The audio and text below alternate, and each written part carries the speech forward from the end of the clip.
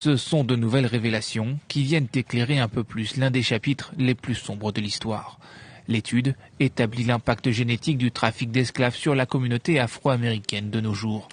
Grâce à une base de données de 50 000 personnes, les chercheurs ont établi que les Américains qui ont une descendance africaine ont des racines en Angola et en République démocratique du Congo. The general pattern of the shipping of people from one part of Africa to one part of the Americas is reflected in the genetic data. So that general pattern is very clear. It's with the exceptions that we really get into the more interesting parts of the story. L'une de ces exceptions est la découverte d'une surreprésentation d'ancêtres nigérians dans la communauté afro-américaine. Pour beaucoup, cela est dû au fait que des esclaves nigérians des Caraïbes britanniques ont été transportés vers d'autres zones.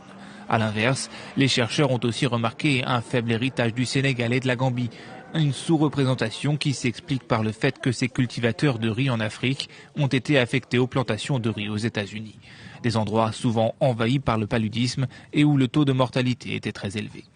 Le rapport montre également que les femmes africaines ont au fil des siècles beaucoup plus contribué génétiquement à la population actuelle, même si la majorité des esclaves étaient des hommes. Les femmes, perçues comme des objets sexuels, étaient souvent violées. En Amérique latine, la pratique faisait partie d'une politique de blanchissement racial dont le but était de blanchir la population en encourageant la reproduction entre Européens blancs et habitants noirs. Cette étude est dévoilée alors qu'aux États-Unis, les tensions raciales sont à leur paroxysme. Le mouvement Black Lives Matter a appelé le monde à accorder plus d'attention à l'héritage de l'esclavage et du colonialisme.